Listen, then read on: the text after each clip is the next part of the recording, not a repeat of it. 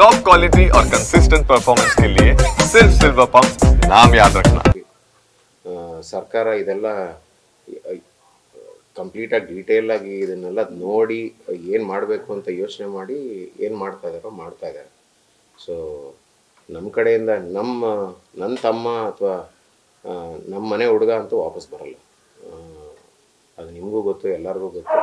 But ಸರ್ಕಾರ ಅವರು ಎಲ್ಲ ನಾನು ಹೇಳ್ದಂಗೆ ಏನು ಮಾಡಬೇಕು ಅಂತಿದ್ದಾರೋ ಅದೆಲ್ಲ ಡೀಟೇಲ್ ಆಗಿ ಡಿಸ್ಕಸ್ ಮಾಡಿ I am very sure they're equipped to take those right decisions looking at so many things ಅದೆಲ್ಲ ಮಾಡ್ತಾ ಇದ್ದಾರೆ.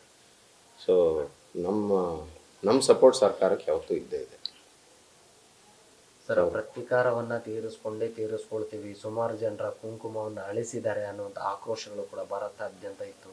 ಸೊ ಎಲ್ಲ ಪ್ಲಾನ್ ಆಫ್ ಆ್ಯಕ್ಷನ್ ಕೂಡ ಇತ್ತು.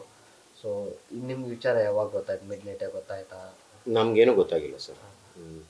ನಾವಿವತ್ತು ಬೆಳಗ್ಗೆ ಎದ್ದಾಗ ನೀವೆಲ್ಲ ಫೋನ್ಗಳು ಮಾಡಿದಾಗ ಗೊತ್ತಾಗಿದೆ ನಮಗೇನೋ ಆಗಿದೆ ಅಂತ. ಅಷ್ಟು ಅಲ್ಲಿವರೆಗೂ ನಮಗೇನು ಗೊತ್ತಿಲ್ಲ. ಈಗ ಆ ದಾಳಿ ಏನಾಯ್ತಲ್ಲ ಸರ್, ಆ ಪೆಹಲ್ಗಾಮ್ ಕಣಿವೆ ಸುತ್ತಮುತ್ತಲೇ 4 ರಿಂದ 5 ಕ್ಯಾಂಪ್ಗಳು ಟೆರರಿಸ್ಟ್ಗಳು ಮಾಡಿಕೊಂಡಿದ್ರು. ಅದರ ಬಗ್ಗೆ ಪೂರ್ತಿ ಮಾಹಿತಿ ನಮಗೆ ಗೊತ್ತಿಲ್ಲ. ಬಟ್ ಆರ್ಮಿ ಕಾರ್ಯಾಚರಣೆ ಮಾಡಿ ಎಲ್ಲೆಲ್ಲಿ ಅಡಗುತಾಣಗಳಿತ್ತೋ ಅದನ್ನು ಈ ಕೆಲವರು ಸಿಕ್ಕಿದ್ರಲ್ಲ ಅವ್ರ ಕೈಗೆ ಮಾಹಿತಿದಾರರು ಅವ್ರನ್ನ ಕರ್ಕೊಂಡೋಗಿ ಪತ್ತೆ ಹಚ್ಚೋದಕ್ಕೆ ಎಲ್ಲ ಪ್ರಯತ್ನ ಮಾಡಿದರು. ಆದರೆ ಅವನು ಸಿಂಧು ನದಿಯಲ್ಲಿ ದೂಕ್ಬಿಟ್ಟು ತಪ್ಪಿಸ್ಕೊಂಡ್ಬಿಟ್ಟು ಸತ್ತಿದ್ದಾನೆ. ಇವರು ಹುಡುಕ್ತಾ ಇದ್ದಾರೆ ಇನ್ನೂ ಆ ಉಗ್ರರ ತಾಣಗಳು. ಬಟ್ ನ್ಯೂಸ್ನಲ್ಲಿ ಬಂದಿರೋ ಪ್ರಕಾರ ಆ ಉಗ್ರರು ಅಡಗಿರೋ ತಾಣಗಳಲ್ಲಿ ಅವರು ಸಿಕ್ಕಿಲ್ಲ, ಅವರು ತಪ್ಪಿಸ್ಕೊಂಡು ಹೋಗಿದ್ದಾರೆ.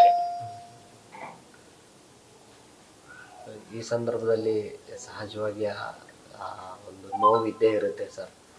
ಆ ಥರ ಪೈಶಾಚಿಕ ಕೃತ್ಯ ನಡೆಸಿದಂಥ ಉಗ್ರರಿಗೆ ಇದು ಆರಂಭಿಕ ಹಂತ ಅಷ್ಟೇ, ಇನ್ನೂ ಕೂಡ ಇದೆ ದಾಳಿ ಮಾಡುವಂಥದ್ದು ಅಂತ ಭಾರತ ಸರ್ಕಾರ ಕೂಡ ಹೇಳ್ತಾ ಇತ್ತು. ಅದೇ ಹೇಳ್ದಂಗೆ ಸರ್, ಸರ್ಕಾರ ಈ ನಿರ್ಧಾರ ತಗೊಂಡಿದೆ ಅಂದರೆ ಕಂಪ್ಲೀಟಾಗಿ ಡೀಟೇಲ್ ಆಗಿ ಇದನ್ನು ಸ್ಟಡಿ ಮಾಡಿ ಇದಕ್ಕೆ ಏನು ಮಾಡಬೇಕು ಅಂತ ಯೋಚನೆ ಮಾಡಿ ಮಾಡ್ತಾ ಇರ್ತಾರೆ ಸರ್. ಸೊ ನಮಗೆ ನಮ್ಮ ಸರ್ಕಾರದ ಮೇಲೆ ಭರವಸೆ ಇದೆ.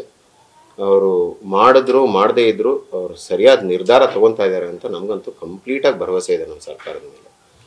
ಸೊ ಹಾಗಾಗಿ ಅವರು ಏನು ನಿರ್ಧಾರ ತೊಗೊಂಡಿದ್ದಾರೋ ಯೋಚನೆ ಮಾಡಿ ಇದರ ಬಗ್ಗೆ ಕಂಪ್ಲೀಟ್ ಥಿಂಕ್ ಮಾಡಿ ವಿಚಾರ ಮಾಡಿನೇ ಈ ಒಂದು ಡಿಸಿಷನ್ ತೊಗೊಂಡಿರ್ತಾರೆ ಅಂತ ನಮಗೆ ನಮ್ಮ ಫ್ಯಾಮಿಲಿಗೆ ಅನ್ನಿಸ್ತಾ ಇದೆ ಸರ್. ಸರ್, ಪೆಹಲ್ಗಾಮಲ್ಲಿ ಆದಂಥ ಇನ್ಸಿಡೆಂಟ್ ಮತ್ತೆ ಆಗಬಾರ್ದು, ಖಂಡಿತ ಆಗಬಾರ್ದು ಸರ್. ಯಾರಿಗೂ ಆಗಬಾರ್ದು. ಯಾರ ಮನೆ ಮಗನೂ ಸಾಯಬಾರ್ದು, ಯಾರ ತಮ್ಮನೂ ಸಾಯಬಾರ್ದು, ಯಾರ ಗಂಡನೂ ಸಾಯಬಾರ್ದು. ಖಂಡಿತ ಯಾರೂ ಸಾಯಬಾರ್ದು ಸರ್. ಯಾರ ಮನೆಯಲ್ಲೂ ಆಗಬಾರ್ದು.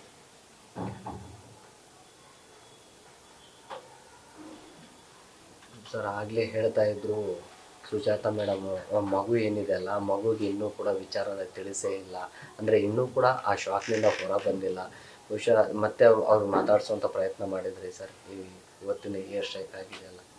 ಮಗುಗೆ ಇದ್ರ ಬಗ್ಗೆ ಏನು ಹೇಳೋದು ಇಲ್ಲ ಸರ್ ನಾವು.